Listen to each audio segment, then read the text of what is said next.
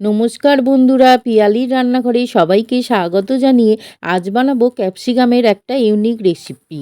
তোমরা দেখো, ভালো লাগবে। তো চলো শুরু করি। প্রথমে ছোট সাইজের 3টে পেঁয়াজ মিক্সিতে বেটে নেব সামান্য জল দিয়ে।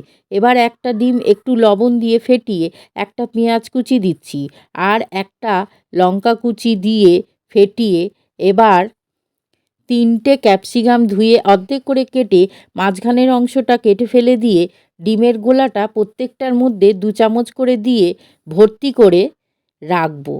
তারপর কড়াইতে 2 চামচ তেল গরম হলে বেটে রাখা পেঁয়াজটা দেব।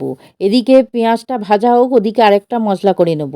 মিক্সির জারে 2টো বড় সাইজের টমেটো, 1/2 ইঞ্চি গ্রেট করা আদা, 2টো কাঁচা লঙ্কা আর একটু জল দিয়ে পেস্ট করে নেব। ততক্ষণে পেঁয়াজটা ভাজা হয়ে গেছে। টমেটোর পেস্টটা ঢেলে দিয়ে নাড়াচাড়া করে স্বাদ মতো লবণ, 1/2 চামচ হলুদ, 1 চামচ লঙ্কা গুঁড়ো দিয়ে কষাতে হবে। যখন কষানো হয়ে আসবে তখন 1 মুঠো মটরশুঁটি দিয়ে নাড়াচাড়া করে 1 চিমটি কসুরি মেথি দিয়ে মিশিয়ে 2 চামচ টমেটো কেচাপ দিয়ে নেড়েচেড়ে মিক্সির জার ধোয়া জল দিব আর 1/2 বাটি জল দেবো।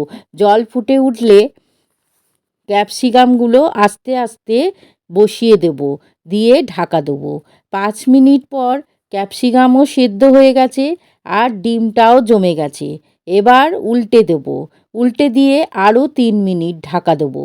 খুব সুন্দরভাবে তেল ছেড়ে গেছে। নামিয়ে গরম গরম ভাত, রুটি, পোলাওর সাথে দারুণ লাগে। বন্ধুরা, একবার এভাবে বানিয়ে খেয়ে দেখো। আশা করছি তোমাদেরও খুব ভালো লাগবে। ভালো লাগলে পাশে থেকো বন্ধুরা।